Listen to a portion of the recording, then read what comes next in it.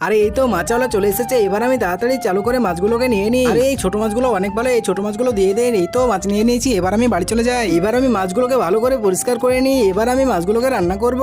এবার আমি ভালো করে হাত ধুয়ে নিই, তারপরে বাবুর কাছে যাই। আরে বাবু তো এখানে খুব সুন্দর করে ঘুমোচ্ছে। আরে ওইদিকে তো রাজুর বাবা মোবাইল দেখছে, আমিও যাই একটু মোবাইল দেখে আসি। আরে এখান থেকে তো ভীষণ একটি গন্ধ বেরোচ্ছে, মনে হচ্ছে চম্পার হাত থেকে আসছে। আরে চম্পা, তোমার হাত থেকে তো ভীষণ গন্ধ বেরোচ্ছে। আরে চম্পা যাও ঘরে গিয়ে কাজ করো, তোমার হাত থেকে ভীষণ গন্ধ বেরোচ্ছে। তাই তো আমার হাত থেকে তো অনেক গন্ধ বেরোচ্ছে। আরে রাজু তো সবসময় আমার সাথে এরকমই করে, এখন আমি কি করবো, চলো ঘরে চলে যাই। আরে এখন আমি খুব সুন্দর করে মাছগুলোকে এবার আমি রান্না করে ফেলি। এই তো আরে রাজুর বাবা রান্না হয়ে গেছে, তাড়াতাড়ি তুমি খেতে এসো। আচ্ছা ঠিক আছে, আমি আসতেছি। এবার ভাত দিয়ে দিই, তারপরে একটু ডাল সবজি দিয়ে দিই। এই তো হয়ে গেছে, এই নাও রাজুর বাবা তোমার খাবার। এবার আমি ঘরে গিয়ে মাছটা নিয়ে আসছি। এই তো আরে ওয়াও, কত সুন্দর মাছটা রান্না হয়েছে।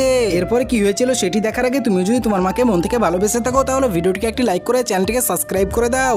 আরে এবার আমি রাজুর বাবার সাথে একটু মজা করবো। আরে মাছটি থেকে তো ভীষণ গন্ধ বেরোচ্ছে, রাজুর বাবা তুমি তো মাছ খাবে না। এবার আমি মাছগুলোকে নিয়ে চলে যাই। আরে চম্পা, এটা তুমি কি করলে? তাড়াতাড়ি মাছগুলোকে নিয়ে আসো, বন্ধুরা সবাই লাইক করে দাও।